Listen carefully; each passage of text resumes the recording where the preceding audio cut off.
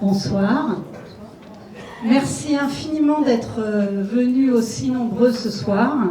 Je pense que vous avez vu que voilà, il y avait aussi beaucoup de gens qui n'ont pas pu rentrer malheureusement, mais ils reviendront voir le film qu'on va garder un certain temps ici. Je voulais tout d'abord vous dire combien on était extrêmement heureux et fiers d'accueillir ce soir Arnaud Desplechin, que je vous demande d'applaudir.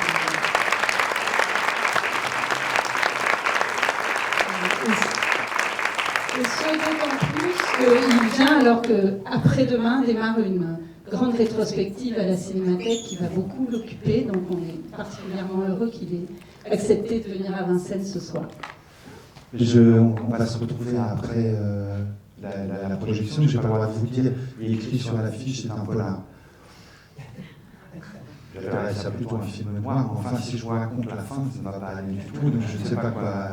Mais j'aimerais insister sur une chose, c'est pas déflorer l'intrigue, c'est le prologue du film. On voit écrit tout ce que vous verrez, je me souviens très bien comment je l'ai dit, mais je ne vais pas vous le dire pour que vous ayez la surprise, tout ce que vous verrez est vrai. Il n'y a pas de... Tout ce que, et c'est très, très neuf pour moi. Tout ce que vous allez voir, ça s'est passé comme ça, c'est les mots qui sont comme ça, c'est voilà, et ce film a été fait avec 4 acteurs plus 1. Les 4 acteurs que vous avez vus sur l'affiche, c'est Philippe Duquesne qui ouvre le film. Et tout le reste a été fait avec des habitants de Roubaix. C'est-à-dire que les policiers sont des policiers, les mauvais garçons sont des braves garçons de Roubaix.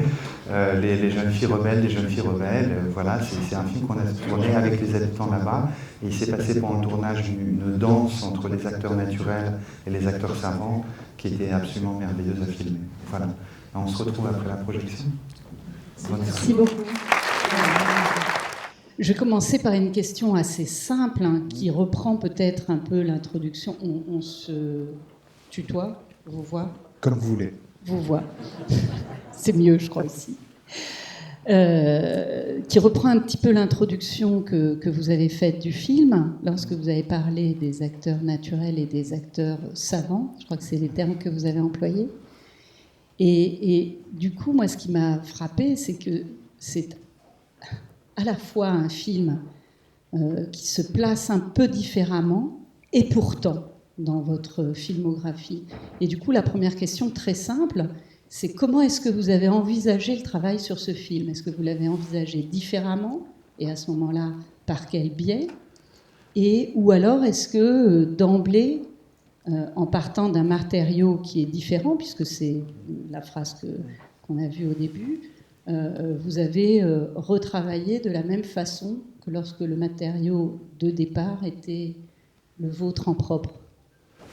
Je vais faire une première réponse un peu longue, mais promis juré, je vais faire des réponses hyper courtes après.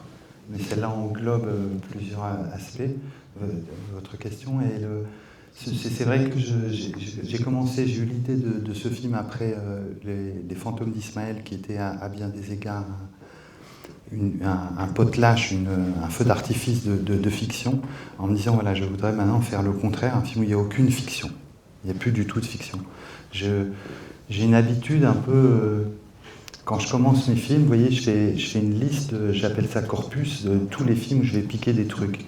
Alors, j'essaie de faire une liste assez longue pour que vous n'arriviez pas à me repérer. Donc je prends 12 films, 14 films, puis ça grossit, 22 films. Vous voyez, je me dis là, je ne serai pas repéré. Et là, en fait, j'avais un seul film, c'était Le Faux coupable d'Hitchcock. Et j'arrivais pas à agrandir la liste, quoi. J'en avais un. Et qui est un film comme ça, qui est un peu unique dans un film avec Fonda, qui est un peu unique dans la filmographie d'Hitchcock, qui était basé sur un fait divers et où tout est vrai, où c'est les gens qui rejouent leur rôle et tout a été filmé sur les lieux où ça s'est passé, et c'est que le fait divers. Alors du coup, la méthode de travail, donc j'ai mis la fiction à la porte. Je me disais, voilà, je veux mettre la fiction à la porte. Et vous parliez des acteurs. Pour moi, la fiction, elle est revenue par la fenêtre, c'est-à-dire par le jeu de l'acteur. C'est ce dont j'avais rêvé, mais que je n'avais pas anticipé. C'est-à-dire, je m'en suis rendu compte au montage. Je me suis dit, waouh, en fait, ça fait de la fiction, quoi. Le réel, ça fait de la fiction. Mais ça, je m'en suis rendu compte un petit peu au montage.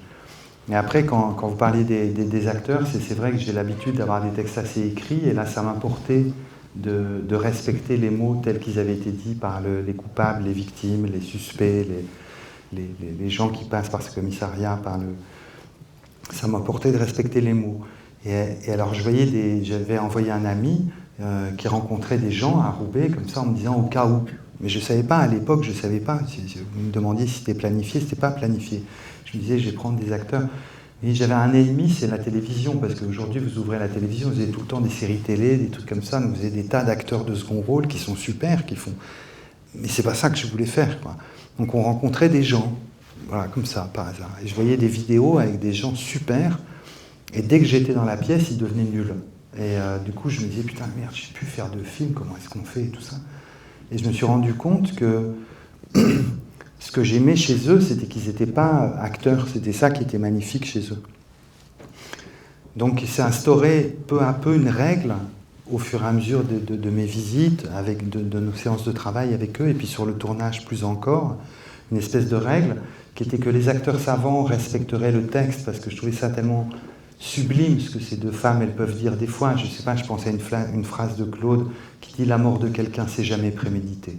C'est comme une énigme philosophique, quoi. C'est super beau. Alors elle disait, ça fait bizarre, Léa Seydoux. J'ai dit, mais c'est ça qui est beau, c'est que ça fait bizarre. Et par contre, les acteurs naturels, je leur disais, si vous dites le texte, vous êtes punis et on refait une prise. Voilà. Donc vous le dites comme vous feriez. Donc je leur disais, voilà, la situation c'est ça, mais vous le dites comme vous feriez dans la vie. Je pense en particulier à une scène du début, mais toutes les scènes c'était comme ça, avec un monsieur qui était adorable, qui n'était pas boulanger, qui était ouvrier, qui s'appelait Mamadou Koulibaly, qui venait d'Afrique de l'Ouest. Et puis comme il avait le trac, il disait le texte, et il n'était pas bien.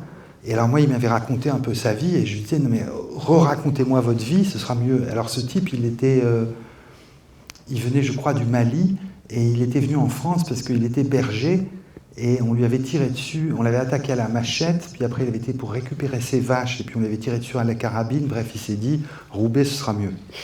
Et alors c'est pour ça, tout d'un coup, pendant la prise, il s'est mis à dire, mais madame, j'étais berger.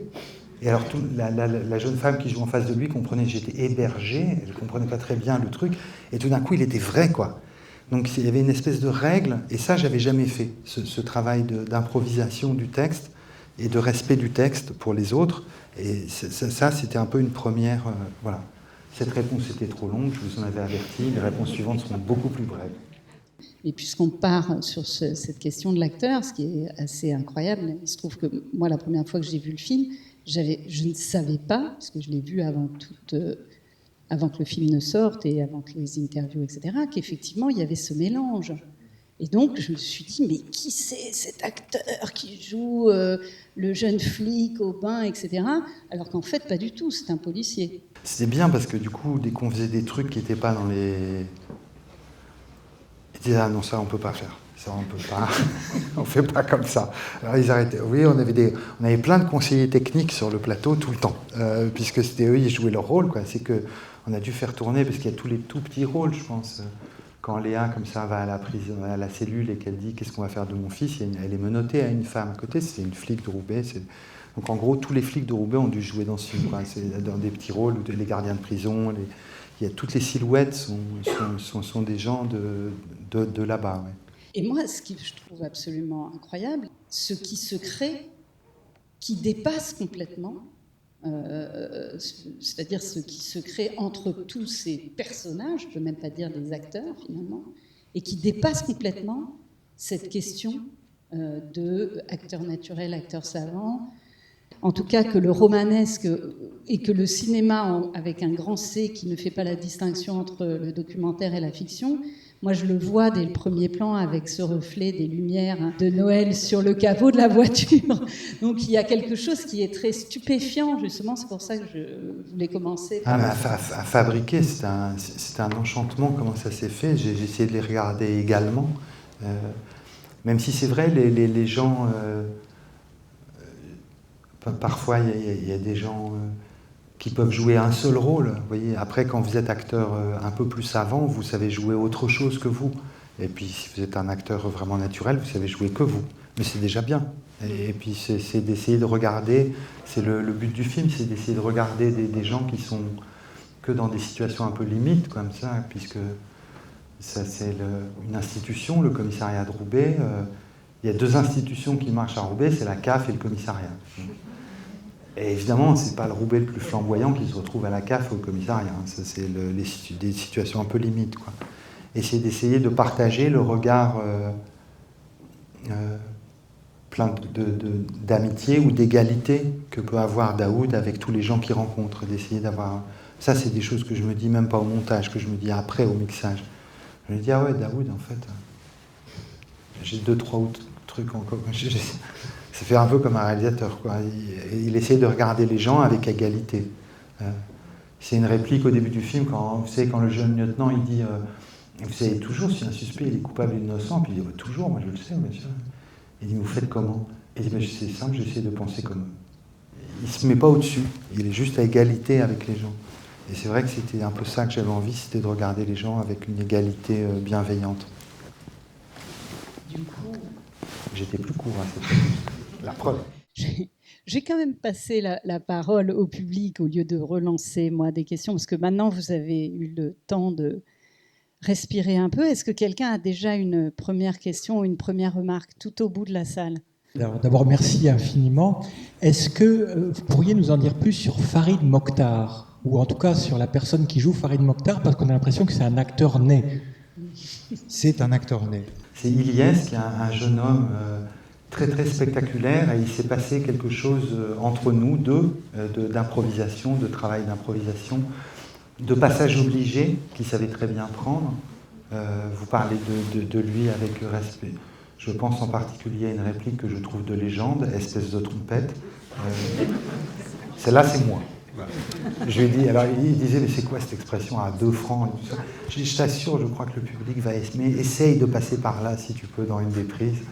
Et donc, et il brodait, vous voyez, il avait une verve comme ça qui était magnifique à filmer. Et il était très spectaculaire. C'était un enchantement de filmer son. Et il s'est découvert, parce qu'il n'était pas du tout acteur, et ça s'est découvert pendant le tournage, le plaisir qu'il avait à jouer. Je vais répondre un tout petit peu à côté de votre question, pour finir de répondre à votre question. Il y a eu un autre jeune homme qui joue le dernier, c'est-à-dire le premier. Le premier, c'est Kowalki, qui est massif et qui est d'une pièce. Le deuxième, c'est Farid, le deuxième suspect. Et après, ça, on arrive au troisième, qui est Marco. Alors, on faisait notre casting dans une ANP, aux ANPE de Roubaix. Et on voit, vous voyez, c'est le type qui a une espèce de frange un peu bizarre, avec des lunettes. Il dit tout le temps « est vrai ». C'est son expression qui venait. Et alors, ce jeune homme, il sortait de prison, et c'est son juge d'application des peines qui lui a dit « tu es obligé d'aller à l'ANPE ». Donc, il était rentré à l'ANPE, il dit « je cherche du travail ». On lui dit « venez ».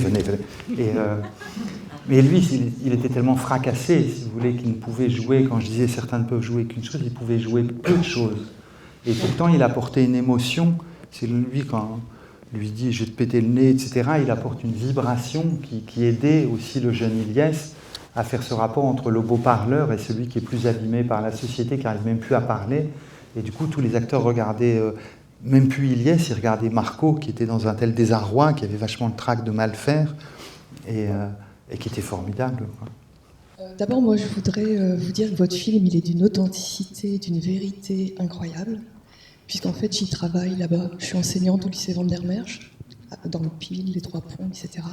Et ce que vous venez de dire sur vous dites qu'il y a 2 institutions qui marchent à Roubaix, la CAF et le commissariat. Vous en oubliez une troisième, c'est l'école, quoi. Et vous en parlez, il en est question dans le film, au travers du commissaire. Toi, à l'école, t'étais ceci. Toi, à l'école, t'étais cela. Et dans un tel désœuvrement, parce que c'est quand même glauque, quoi. Mais c'est comme ça. Faut pas voir ce film comme un film juste exotique, esthétique par ça. C'est comme ça. Et même les guirlandes de Noël, là-bas, elles sont cette lumière-là. C'est-à-dire que c'est pas les mêmes qu'à Vincennes. Je vous assure, c'est sur les poubelles. Vous avez vu les poubelles dans les rues? Là, vous n'avez rien perdu, c'est exact. Les courets, ouais, mais les maisons qui sont les unes à côté des autres. Et en fait, c'est tellement désœuvré, c'est tellement l'ennui, c'est tellement la misère, c'est tellement le mal aimé, le mal compris, que ça bascule en effet dans la violence et dans le crime. Et il y a tous les jours la tentation du dépassement des limites vers le pire. Mais dans l'école, vous les récupérez avec cette même tentation du dépassement des limites, mais vous les récupérez aussi avec toute la créativité du langage et du théâtre. Mais ils savent tout faire. Quand vous les avez, et ça réclame aussi de la charité, de l'amour.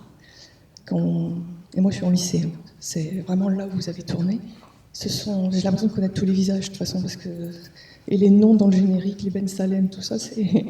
Et quelle authenticité. Ilyes Ben Salem, merci madame. Ilyes Ben Salem, grand avenir. Ah bah voilà. Mais c'est... toute cette verve, toute cette créativité du langage, et puis ce don... mais ils apprennent le foot et ils apprennent le théâtre dans les rues, dans les quartiers, en fait.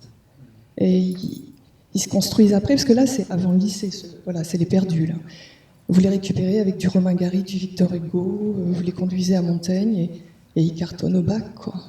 Ceux qui naissent là, ceux qui grandissent là, alors il y a ceux qui vont de travers, comme les deux, puis après il y a ceux qui ont cette chance, mais ils viennent de là.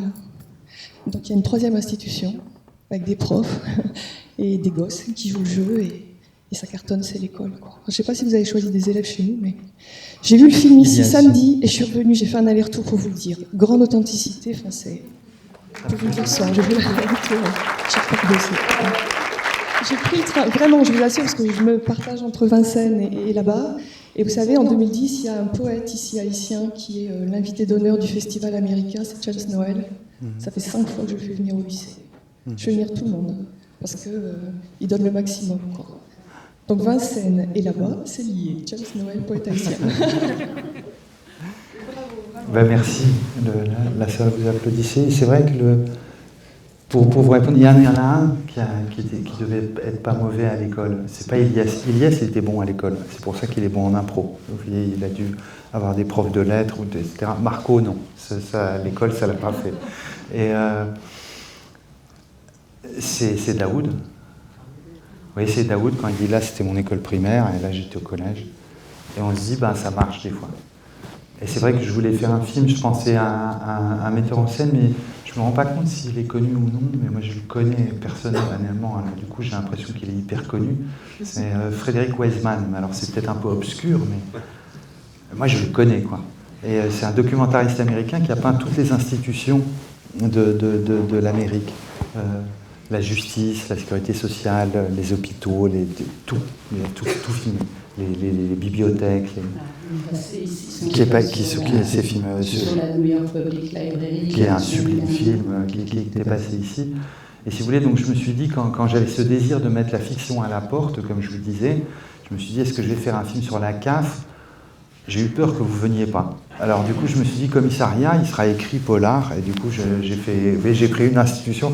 Lycée, c'était déjà fait, vous voyez, pas comme ça. Mais... Alors du coup, repartons par un autre biais sur le personnage joué par Ilyes Ben Salem, avec une réplique, ça va nous emmener vers autre chose, qui est lorsqu'il est dans le... Comment dirais-je, dans le fourgon. Dans le fourgon, qui vient de se faire attraper, où Daoud lui dit, mais enfin, pourquoi tu cours ? Et où le jeune lieutenant lui dit, mais enfin, ça suffit maintenant, on sait que tu y étais, tu peux pas... Mais non, c'est les autres, mais non, l'autre a un alibi en béton, il était chez le juge. Et cet argument qui est quand même absolu, c'est-à-dire l'alibi d'être devant le juge, et le personnage joué par Ilyes Ben Salem répond, mais non, j'ai quand même raison, il ment. Et donc il y a quelque chose qui est à la fois, une sorte de panache et d'audace, de dire, ok, il y a quelque chose qui est indéniable, puisque c'est un juge qui est l'alibi de mon pote malfrat, et en même temps qui pose une des questions du film, qui est un rapport à la vérité. Et quand je dis un rapport, c'est qu'il peut y en avoir, c'est pas une question simple finalement. J'ai dit que je poserais des questions simples et je suis déjà retombée dans mes travers. Un rapport à la vérité, c'est vrai, bien sûr, le Daoud, il le dit à un moment. J'aime bien la réponse de Farid, s'il dit « j'ai raison à 90%». Ce qui est une phrase qui ne veut rien dire. On ne peut pas avoir raison à 90%, c'est pas possible. Mais Daoud, il le dit, vers la fin du film, il dit ce que je veux, c'est la vérité. C'est quand il s'engueule avec Claude. Je ne sais pas s'il veut la vérité, mais je crois, c'est une amie qui me l'écrivait par texto, qui avait été voir le film hier, avant-hier. Ce qu'il veut, c'est une parole vraie. C'est pas une parole à côté. Je vous parlais un peu des acteurs, j'ai bifurqué, si vous me permettez. C'était un truc que j'avais dit quand j'ai rencontré Sarah, puis Léa, pour jouer les rôles des deux femmes. J'avais dit à chacune, il y a un truc si on fait le film ensemble, c'est que jamais, jamais, jamais vous mentez. Vous ne mentez pas. Vous dites une vérité qui est à côté, qui est un tout petit peu à côté, qui est une vérité d'enfant. Mais si jamais vous mentez, et qu'après vous dites la vérité, c'est pas le film que je veux faire. Et la vérité qui est à côté, c'est que c'est vrai qu'il aurait suffi d'une bière en plus ou une bière en moins. Il aurait suffi que le voisin qu'on voit qui se fait attraper dans la cour, il passe 20 minutes plus tôt, 10 minutes, 3 minutes plus tôt. Il aurait suffi qu'il passe une chanson à la radio et elle ne serait pas rentrée. Donc quand elles disent, elles-mêmes, elles ne réalisent même pas ce qu'elles ont fait. Vous savez, c'est la réplique quand Daoud il dit à Sarah, il dit à Marie, il lui dit, et ça durait combien de temps? Elle dit, oh, longtemps quand même. Elle ne sait plus combien de temps ça durait, c'est une hallucination pour elle. Et lui, il va faire venir peu à peu des paroles qui sont peut-être pas la vérité, une vérité à 90%, mais qui sont une parole vraie, une parole pleine, quoi. Et avec ces mots, elles peuvent récupérer ce qu'elles ont fait. Et je crois que c'était un petit peu ce que je me suis dit, c'est bizarre, comme tout est vrai, c'est difficile pour moi à penser, à me dire mais qu'est-ce que je voulais faire, qu'est-ce que je voulais dire, c'est plus facile quand j'invente tout, quoi. Je me disais, c'est des gens qui ont fait un truc que moi je trouve inhumain. Je m'identifie beaucoup au personnage de Benoît, le flic massif, quand il dit putain, mais écraser la gueule à une femme de 84 ans, putain, c'est pas possible, quoi. C'est inhumain, et il prend des gens qui ont fait un truc inhumain et il les ramène dans l'humain. Et ça, c'est la tâche de Daoud dans le film. Et c'est cette tâche-là que j'ai l'impression que le film essaye de faire en même temps que Daoud essaye de la faire. Moi, j'ai pensé beaucoup à Ariel, l'ange Ariel, et au film de Werner Herzog, qui est un de mes films cultes, qui est Les ailes du désir. Je trouve que la personnalité de Daoud, cette égalité bienveillante dont vous avez parlé, ça me rappelle vraiment ce personnage. Je trouve la figure de Rocky Zeb admirable. Le travail qu'il a fait là, je le trouve vraiment d'une classe, d'une grandeur, pour moi, égale de Bruno Ganz, que je mets. J'ai revu Les ailes du désir, c'est un film qui a énormément compté pour moi, et c'est là que vous m'éclairez, parce que je vais m'en servir de ce que vous avez dit, pas là, mais quand je vais montrer le film ailleurs, donc du coup je ferai le malin, vous voyez, quand vous ne serez pas là dans la salle pour me surveiller, et vous voyez, c'est de là d'où ça vient, la scène du toit. Vous vous souvenez Bruno Ganz quand il est comme ça sur le toit et qu'il observe et qu'il regarde les humains et qu'il entend les voix et tout ça. Évidemment que la scène d'hôtel du toit de l'hôtel, elle vient des ailes du désir. Dans cette même salle, il y a quelques jours, il y a eu une rétrospective Mizoguchi. Merci Laura. Et vous apparaissez au début de chaque film pour nous expliquer souvent des détails techniques. J'ai en tête l'introduction à l'intendant Sancho, où vous montrez comment la dramatisation du rapt des enfants et de la dame est accentuée par les mouvements de caméra. Bon, alors j'écoute, je dis tiens, mais j'ai appris quelque chose, c'est bien. C'est quelle bonne idée d'avoir fait venir un metteur en scène pour expliquer quelque chose. Et quelques jours après, je vois que vous arrivez ici et je dis je vais lui poser une question. Alors la question est simple, c'est qu'est-ce qu'il y a de Mizoguchi dans ce film? C'est un petit peu, quand je vous disais les institutions, je crois que c'est... Et quand je vous parlais de Fred Wiseman, ce documentariste américain qui a filmé les institutions, c'est de filmer des trajets de femmes qui croisent une institution. Et l'institution... je vais en parler un peu après de l'institution, mais le monde n'est pas facile aux femmes. Il n'est pas, vous voyez, il est pas bienveillant. Ça peut être comique, vous voyez, ou pathétique, comme la mère de Farid, vous voyez, qui dit, j'aime bien la réplique quand elle dit, Mais il vous a frappé? Bah non, hein, il avait peur avec mon couteau. Hein. C'est drôle en même temps. En même temps, c'est cette jeune fille qui violée, c'est cette jeune fugueuse, c'est la jeune Belkacem qui arrive à faire perdre ses moyens au commissaire. C'est cette femme qui a sûrement un problème d'addiction à l'héroïne qui ouvre la porte et on dit c'est la police. Ah ben non, je ne suis pas de la police, et qui est comme dans un rêve. Et vous vous réveillez, oui, et qui se réveille. Et puis c'est ces deux femmes qu'on va voir, Marie et Claude, qui au début sont victimes dans la courée, puisqu'elles disent qu'elles sont harcelées par des gens et tout ça. Puis après, de victime, elles passent à suspect, et puis après, de suspect à coupable. Mais c'est cette attention à une femme quand elle croise une institution. C'est pas un film qui dit j'ai pas désiré, je l'ai pas pensé comme ça, ça m'a pas passé par l'esprit. C'est pas un film qui dit du mal de l'institution. C'est un truc où je trouve que ça fait une réplique à la Mizoguchi. J'ai pas répondu. C'est pas ma question. Ouais. Ma question, c'est sur les mouvements de caméra. Ah, sur les mouvements de caméra. C'est ce que vous expliquez vous-même. Dans le... Vous avez vu le travelling quand on voit les deux voitures qui les conduisent vers le drame, là, vers le lieu de la reconstitution. Excusez-moi, mais j'ai pris des leçons. J'ai fait mon travail de classe.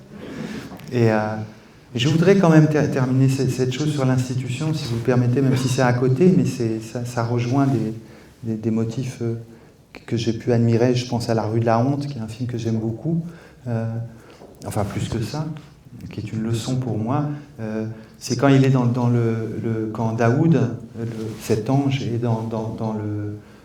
Enfin, de douceur, il est dans le fourgon avec Claude et qu'il l'emmène pour qu'elle passe la nuit de la garde à vue dans un commissariat à je ne sais plus où. Et elle dit, mais on va faire comment avec mon fils? Il dit, mais il est avec son père. Il dit, non, il est en foyer. Et à ce moment-là, Daoud, il a cette réponse. Mais souvent, Daoud, il parle comme ça, il dit des phrases qui ont l'air très simples. En fait, c'est super compliqué. Il dit, ah ben c'est bien ça, je t'assure. Et n'importe quel autre flic, il aurait dit, oh putain, ton fils, il est en foyer, toi, t'as tué une vieille et tout, c'était de la loose, quoi. Et lui, il se dit, c'est mieux ça que rien. C'est mieux un peu d'institution que rien. C'est mieux un foyer, et peut-être ça ira. Il y a 9, 10, 99% de chances que ça n'aille pas pour ton fils. Mais il reste 1%, peut-être ça ira très bien. Ça va être un génie en mathématiques, ça va devenir un acteur, ça va devenir un paysan, peut-être ça va aller. C'est mieux qu'il y ait de l'institution plutôt que de la sauvagerie. Et cette croyance qui échoue tout le temps, qui n'arrête pas d'échouer, je trouve que c'est un héritage humaniste qui peut venir du cinéma japonais. Sur la question du travail de la mise en scène, je pensais à la question des lieux, puisque on parlait d'un article qui s'appelle « Territoire de la douceur », c'est ça? Pas capitale de la douleur, mais territoire de la douceur, sur ce film, et où justement il y a cette présence extrêmement importante des différents lieux. Alors moi, j'aimerais que vous nous parliez comment vous avez abordé la façon de filmer ces différents lieux. Il y a beaucoup de décors différents. De décors différents, ouais. Bah c'est la ville où j'ai grandi, donc je connais, quoi. Je connais pas. Et après, j'espère que ça ressemble à ce qu'on vit, ou là où vivent mes parents, ça ressemble. Mais on essaie d'attraper des trucs où ça le fait un peu mieux, quoi. Où ça fait un peu mieux. Je pense à un détail tout bête. Bon, le commissariat, on était obligé de refaire dans une sécurité sociale un commissariat, parce que le commissariat était un peu occupé, donc on ne pouvait pas tourner là-bas, quoi. Mais tout est tourné en décor réel, tout est tourné sur les lieux. Et on essaye de faire une ville qui soit en même temps vraie, qui ressemble, que les Roubaisiens s'y retrouvent, mais qui a en même temps une puissance poétique qui... Alors comme moi j'ai vu plein de films entre, je sais pas moi, 16 ans et 35 ans, j'ai vu je sais pas combien de films de Sidney Lumet, donc vous voyez, c'est qui a fait Un après-midi de chien, Serpico, Le Verdict, etc., beaucoup de films de police. Donc du coup, les commissariats américains m'ont influencé. Donc par exemple, les espèces de fenêtres en plexiglas des commissariats français, c'est pas terrible. Dans les films américains, ils ont des grilles. Alors on a rajouté des grilles partout sur les. Vous voyez, ça fait des espèces de motifs qui viennent enfermer les deux femmes. J'aime bien respecter les décors. On mentionnait pendant la projection les murs peints chez la mère de Farid, qui sont typiques du Nord, etc. Et on essaie de faire une collection de lieux qui soit agréable à regarder quand même, quoi, qui soit pas documentaire. On essaie de recréer de la fiction avec les outils du travail de décor, en changeant les couleurs, en changeant le mobilier, en choisissant bien les axes de rue, etc. Pour vous donner un truc qui soit un peu plus trépidant que la vraie vie, qui parfois a l'air ennuyeuse, quoi. Moi, c'est pour ça que je vais au cinéma, parce que vous savez, Truffaut, il disait que je ne sais plus comment il disait. Enfin, la vie, c'est un tout petit peu surévalué, quoi, comparé au cinéma. Le cinéma, on n'est jamais déçu. Parce que ça fonce, ça va vite. Mais en fait, c'est pas vrai. La vie, c'est formidable, mais des fois, on a une illusion, c'est que c'est ennuyeux. Et c'est pour ça que je vais au cinéma, c'est quand je vais au cinéma, je me souviens que la vie, c'est trépidant, que ça signifie tout le temps, qu'il se passe des trucs tout le temps. Mais dans le quotidien, quand je ne suis pas dans une salle obscure, je peux être pris dans cette illusion que la vie est morne ou que le paysage de Roubaix est morne. Mais dès qu'on retravaille un peu avec un décorateur de talent, qu'on choisit bien les lieux et qu'on les met, je pense au petit pont où Farid se fait attraper, il court par la coursive, etc. On dit, c'est trépidant la vie quotidienne. Alors que dans la vie quotidienne, moi je suis nul, ma vie quotidienne c'est atterrant. Mais au cinéma, je sais mieux faire. J'avais l'impression que la violence verbale des policiers dans le commissariat était surjouée.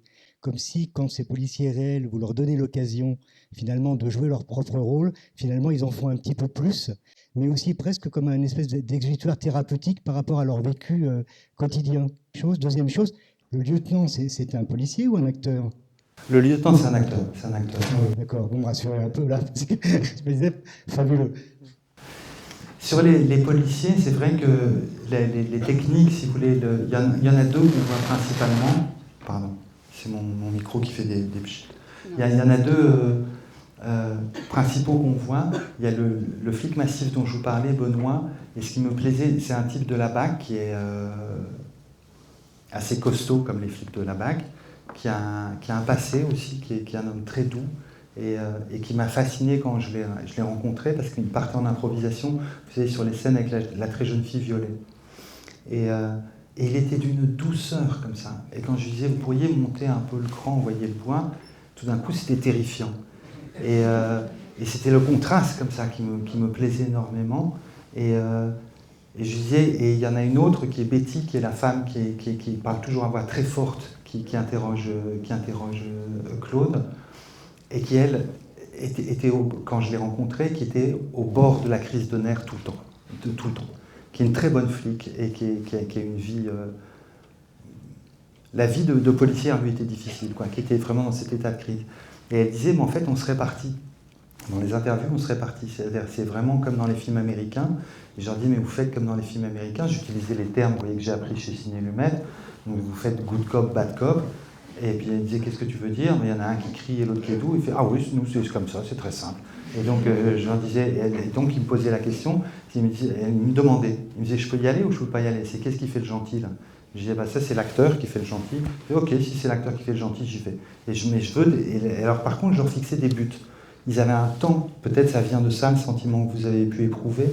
Je leur donnais, il y avait le temps de la scène, et je leur disais, voilà, vous dites ce que vous voulez, mais je veux que vous obteniez qu'elle a volé la télé à la fin.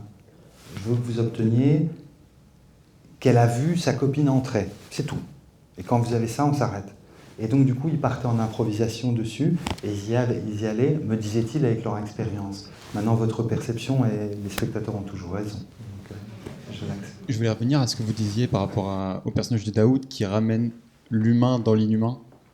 Et il me semble que c'est un peu la même chose que fait votre film par rapport à toutes les images médiatiques qu'on voit actuellement sur les télévisions. C'est-à-dire qu'on imagine très bien comment un fait divers comme ça pourrait être traité par BFM, par n'importe quelle chaîne de télé. C'est-à-dire viser un sensationnalisme, le choc, la peur, sur un récit très factuel, alors qu'à l'inverse, votre film va dans les temps morts, va dans les phrases d'encouragement de Daoud envers les deux jeunes femmes. Enfin, je trouve qu'on retrouve aussi là cette part d'humain, et je voulais savoir comment vous avez pensé votre film par rapport à ces images médiatiques. Est-ce que c'était une relation pensée? J'ai l'impression que tous on regarde un petit peu les médias, et tous on a la nausée quand on regarde les médias parce qu'on n'y apprend rien. Ou si on y apprend des trucs, sûrement on y apprend des trucs. Mais enfin, le prix pour apprendre 2-3 trucs à travers les médias coûte tellement de nausée qu'on ne sait plus si on a vraiment appris un truc dedans ou non. Donc il y a un truc de rejet, très certainement, devant ça. Maintenant, Je sais pas, je vais répondre un peu à côté. C'est peut-être un appel à une autre question que cette question-là. C'est sur Daoud ou sur la figure de l'ange dont parlait Madame. C'est pas un saint non plus, Daoud. Il est un peu inquiétant, presque, des fois. Ouais. Alors, il se passait 3 trucs comme ça, successivement. Rassurez-vous, c'est court. Et si j'avais quelqu'un pour qui j'ai beaucoup d'estime, qui avait vu le film à Cannes, et qui parle à un ami à moi, et c'était Serge Toubiana, et il disait à un ami, il lui disait... Rachid, il faut absolument que tu vois le film de Desplechin, parce que c'est l'histoire d'un prêtre qui devient policier. Et alors je trouvais que c'était une façon drôle de raconter le film. Et après, je devais faire des entretiens pour les journaux, etc. Et je rencontre un type qui me dit c'est vraiment merveilleux, parce que c'est quand même l'histoire d'un policier qui devient psychanalyste. Et alors, vous voyez, ça ne faisait pas exactement la même histoire. Et après, moi, c'était ce que j'ébauchais sur la... Vous voyez que, par exemple, dans la scène de la reconstitution, mais tout le temps, il est comme ça tout le temps, pendant tout le film. De ne pas se mettre au-dessus des gens, ou de refaire, c'est quand il dit « refais-le, montre-moi comment tu as fait », c'est qu'il est comme un metteur en scène. Donc, est-ce que Daoud, c'est plutôt une figure de prêtre? Est-ce que c'est plutôt ou d'imam? Est-ce que c'est plutôt une figure de psychanalyste? Sûrement, quand je vous parlais de paroles vraies. Est-ce que c'est plutôt... ce que moi je croyais, une figure de metteur en scène? En fait, je pense que c'est Madame qui a raison, c'est plus un ange, ça vient du film de Wenders. Il y a aussi, je trouve dans le film, quelque chose qui parle de la puissance du cinéma avec un grand C, dans ce que ça nous fait apparaître, plus que de la vérité, de ce qu'est une personne, quoi, de quelque chose, d'une aura qui se dégage, Vous savez que ça me fait très étrange de vous voyez en scène. Hein. C'est vraiment... vous qui l'avez voulu. C'est pas facile. J'ai posé la question il y a 2 ans, vous avez dit non, on se tutoie. Ah bon, pardon. C'est trop tard, on est engagé devant eux, donc on est obligé de boire le verre jusqu'à cette dernière minute. Et si j'ai fait ce film, c'est parce que... Enfin, il faut quand même une raison des fois, vous voyez, parce que faire un film c'est quand même difficile, il y a beaucoup de monde doute, de trucs, c'est violent, c'est beaucoup d'argent compressé en très peu de temps, c'est brutal, c'est... Bon. C'est parce que pour moi, il s'est passé, quand je regarde des films, il s'est passé un miracle, et mon terme va être impropre, excusez-moi, cette réponse sera un tout petit peu plus long. Ça a dû se passer vers 1919, 18 ou un truc comme ça, ou 17, quand tout d'un coup on a eu l'idée de faire un gros plan. On a fait un gros plan et on a projeté un visage. Il y avait déjà des grands tableaux, des grandes photos et tout ça, bien sûr, mais des images qui bougent, quoi, des images photographiques, c'est une trace réelle. Et tout d'un coup on a vu un gros plan, historiquement surtout des gros plans de femmes qu'on a vus, ce qui nous ramène à Mizoguchi, et je sais qu'il y a peu de gros plans. Et on a vu des gros plans, et quand vous voyez un gros plan de quelqu'un, vous dites, il y a une âme derrière, quoi. Alors je voudrais enlever la religiosité au terme d'âme, mais vous voyez quelqu'un qui a fait, enfin les récits incroyables que fait Forestier quand elle raconte comment elle marche sur la gueule de la dame et tout ça. Et vous dites, vous êtes en gros plan, c'est trop tard, vous êtes accroché, il y a une âme. Et c'est pas forcément sympathique à regarder, mais il y a ce mystère-là. Et c'est une autre phrase de Daoud qui me frappe. Là aussi, c'est une phrase qui a l'air toute simple, toute naturelle, voilà, comme il est, quoi, sans façon, et qu'on peut dépioter. C'est quand on sort le cadavre de Lucette, le médecin légiste dit voilà, je l'emmène pour l'autopsie, et il dit est-ce que je pourrais voir son visage? Et il s'arrête, et n'importe quel autre flic n'aurait pas, c'est au montage, même en regardant Rushdie, vous parliez de la performance qui fait Rushdie, j'étais ébloui par ce que fait Rushdie, ébloui pendant tout le tournage. Et Rushdie dit est-ce que je pourrais voir son visage? Et il prend le temps qui ne sert strictement à rien, puisqu'il va revoir le même visage à la morgue dans pas longtemps. Mais tout ce qu'il va faire, il le fait pour un visage. Et je pense que le jeune lieutenant qu'on voit qui est acteur, qui est Antoine Reynard, qui était dans 100 battements par minute, quand on voit le panneau dans son truc, on voit qu'il lit Lévinas. Alors je pense au mot de visage dans les livres de Lévinas. C'est ce mystère du visage où quand vous regardez un visage, derrière il y a quelque chose, quoi. Il y a une lumière, il y a un truc bizarre.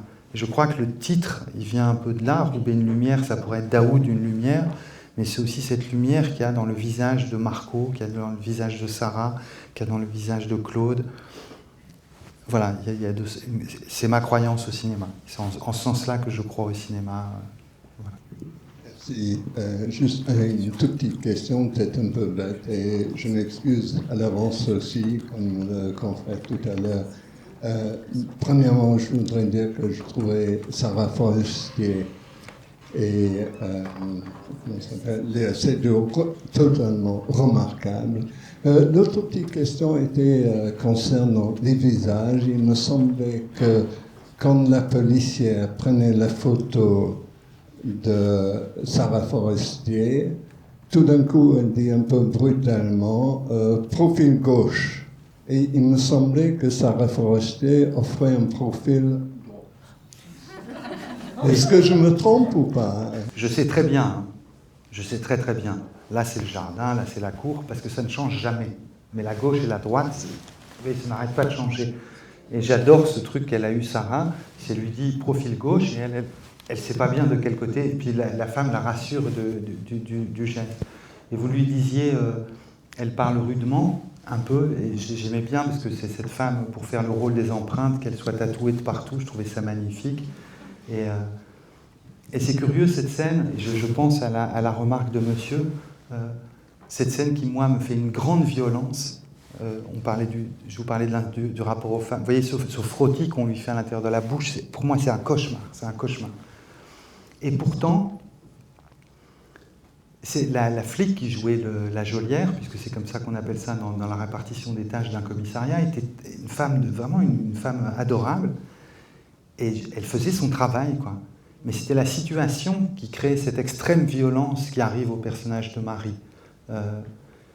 Et plus tard, peut-être ça vient de là, vous voyez, le même jour, excusez-moi, je vais casser l'ambiance, donc elle avait beaucoup de trac, vous voyez, c'est cette jeune femme tatouée, elle se disait, est-ce que je vais le faire bien, et tout ça. Et puis alors, je disais surtout, vous dites comme vous faites quand vous mettez quelqu'un au poste, etc. Vous faites tout pareil. Tout pareil, tout pareil. Puis elle brodait, etc. Puis même des fois, elle était gentille, comme quand elle dit, on ne va pas faire la main gauche parce que vous êtes blessé, etc. Et pourtant, je vois les spectateurs, ils disent, putain, c'est super violent, elle est hyper méchante, la flic. Et elle me raconte, elle me dit, non, mais c'est parce que 2 jours, j'ai une collègue femme qui s'est nulle, et elle a oublié d'enlever, et la femme, elle est morte en prison parce qu'elle s'est suicidée en bouffant des trucs qu'elle avait oublié de prendre dans sa poche. Elle avait bouffé, je ne sais plus quoi, des talons de chaussures ou un truc invraisemblable, et elle en était morte. Et elle disait, vous comprenez, quand on met quelqu'un en prison, il faut qu'on l'empêche de se suicider tout de suite, quoi. Et pourtant, ça fait ce geste quand elle lui demande le soutien-gorge, et quand elle dit votre soutien-gorge, et que Sarah, elle ne veut pas le donner, et que, vous voyez, qu'elle dit, je dois vous fouiller, et que Sarah, elle dit, j'aime pas ça, ne me touchez pas. Et, vous voyez, ça lui fait une grande violence.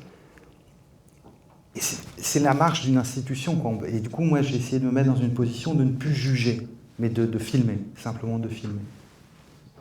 Bonsoir. Moi, j'aurais aimé vous demander, parce que vous avez choisi le titre anglais du film, enfin, si c'est vous qui l'avez choisi, Oh Mercy, et par rapport justement au jeune inspecteur et la façon dont il envisage son rôle, son métier par rapport à la religion.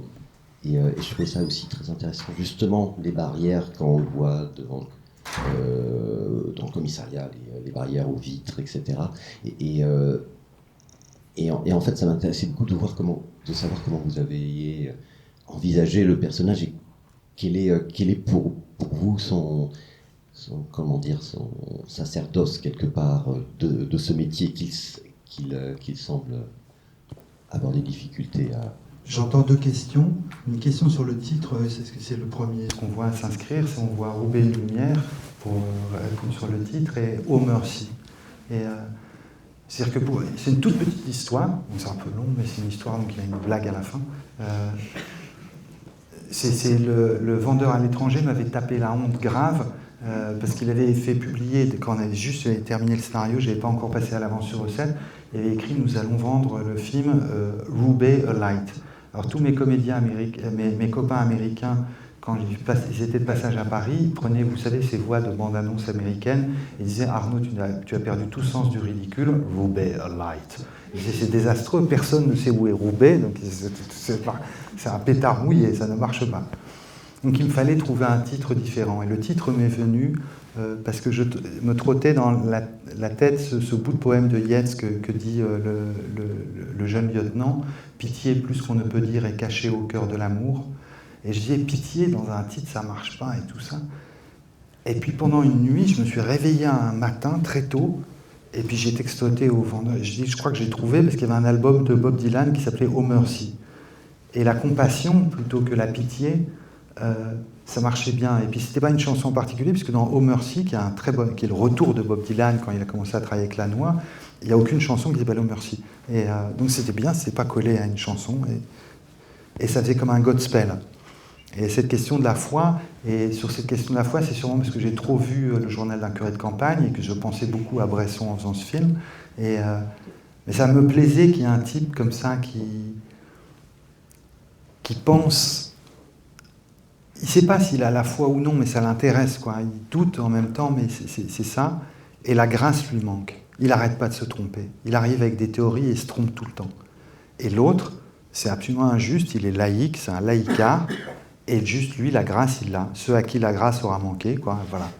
Et quand les deux filles arrivent, ça me plaisait, si vous voulez, de répartir les tâches. Je me souviens d'un des flics qui était venu à Cannes, qui m'avait dit, avec beaucoup d'émotion après la projection, « Qu'est-ce qu'ils sont seuls, tes personnages, qu'est-ce qu'ils sont seuls ?» Et donc de répartir les tâches. Et donc il y en a un qui est le narrateur, c'est Louis, et il ne sera jamais le héros. Et le héros, ce n'est pas le narrateur, c'est Daoud. Mais de la même manière, dans les tâches de l'amour, Claude, de tout temps, elle fut l'aimée. Et de tout temps, Sarah, elle fut l'amante. Voilà, c'est comme ça. Et du coup, même dans leur couple, elles sont seules, quoi, parce qu'il y en a une qui fait que être aimée, mais qui n'arrive pas à aimer, et l'autre qui fait que être amante et qui n'arrive pas à se laisser aimer. Et du coup, ça me faisait 4 solitudes, et ça faisait un dessin du film un peu comme celui que je voulais, quoi. Enfin, en gros, c'est pour ça que je l'ai fait. Voilà. Alors, moi, j'ai une question un peu étrange.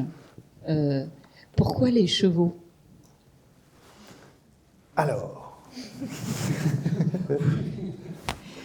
3 réponses. Non, j'adore cette question.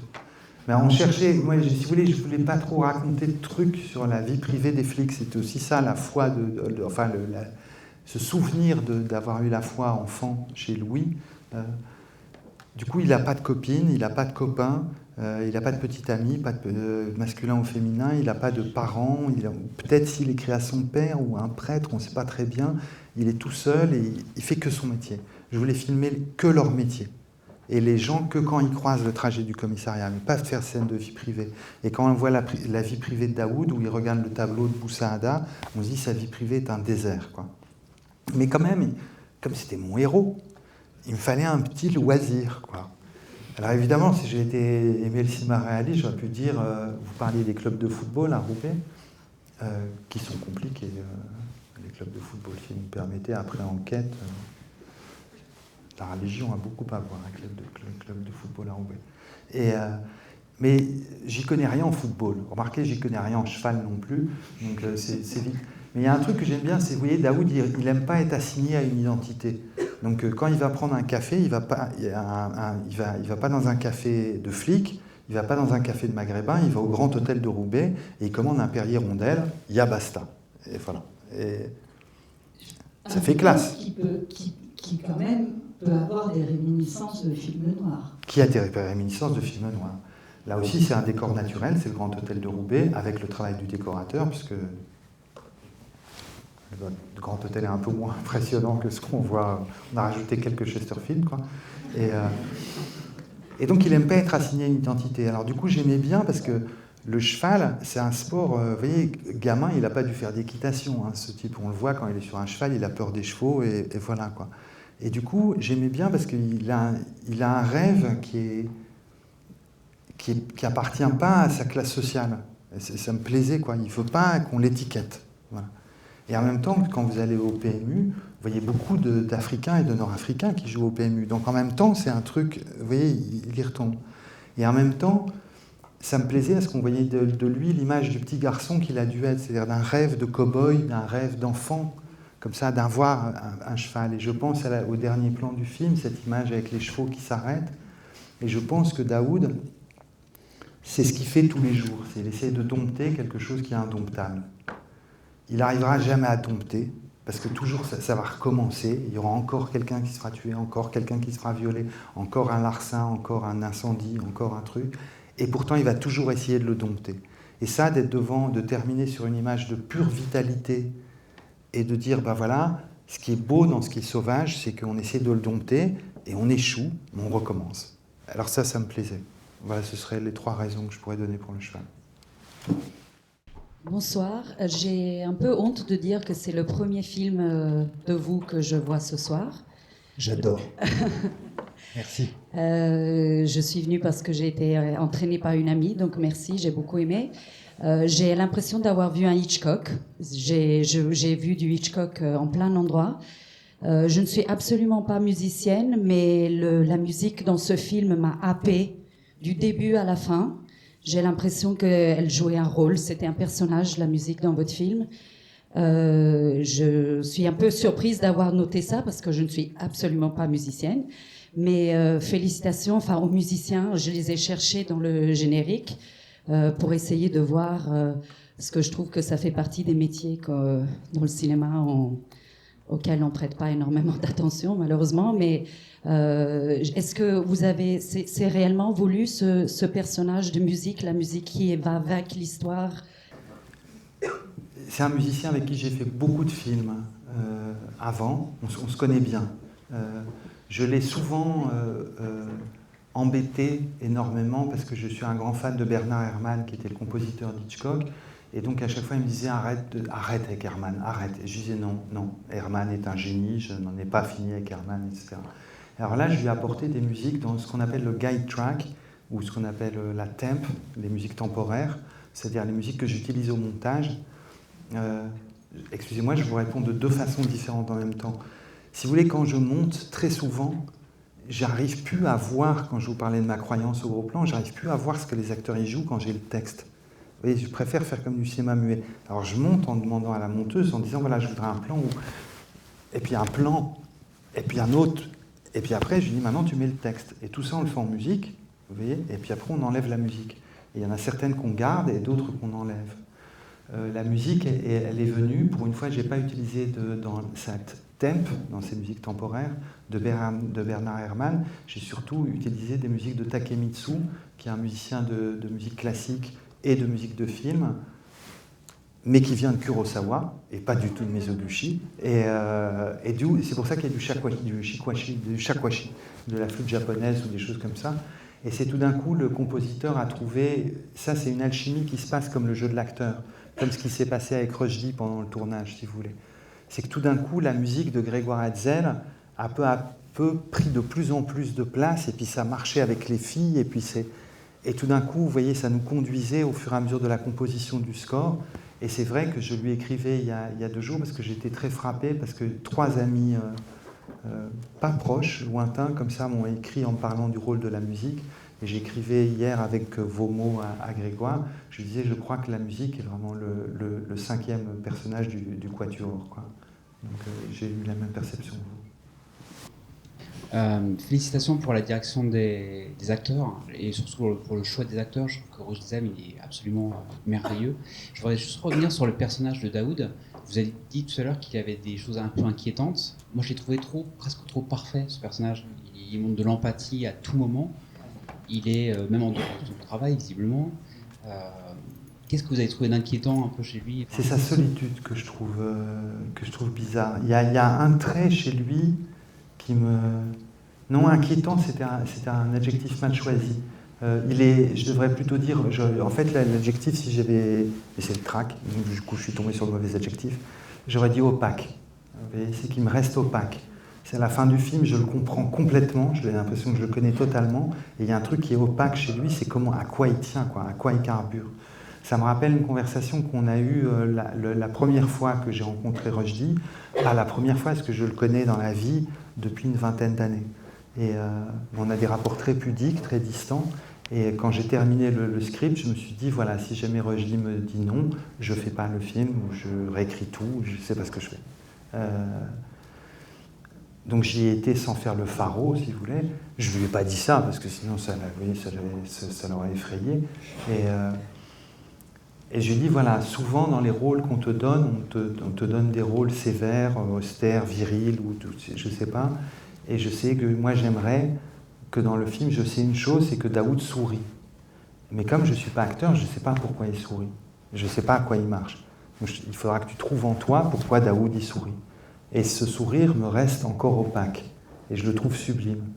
Et je crois qu'il a lié avec une scène, on parlait du cheval, de ne pas trop rajouter des scènes de vie privée. On sait un truc, c'est qu'il n'en a plus de vie privée, que toute sa famille est repartie au bled, et il lui reste plus qu'un neveu. Et ce neveu le hait de façon immémoriale et pour rien. Enfin, en tout cas, pour rien qu'il comprend. Il ne sait pas pourquoi. Il ne sait pas pourquoi.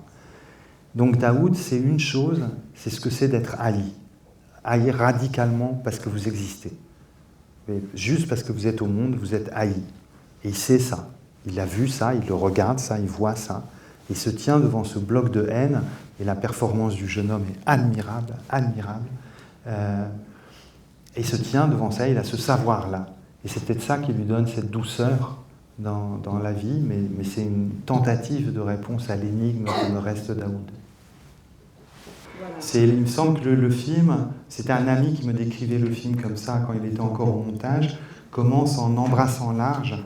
Ça, c'est un peu le dessin que j'ai voulu, c'est-à-dire qu'il fonctionne comme un entonnoir. C'est que c'est tout Roubaix, c'est toutes les histoires qui arrivent sans hiérarchie. La famille qui se dispute à Noël, le mec qui a cramé sa voiture, le truc, là, tout arrive comme ça. Et c'est tout Roubaix qui est filmé. Et peu à peu, le film se concentre pour devenir un microscope, et on voit le visage de Sarah et le visage de Léa, et c'est au moment où il devient le plus serré, le plus petit, qui devient le plus vaste, puisqu'on arrive sur la question des âmes.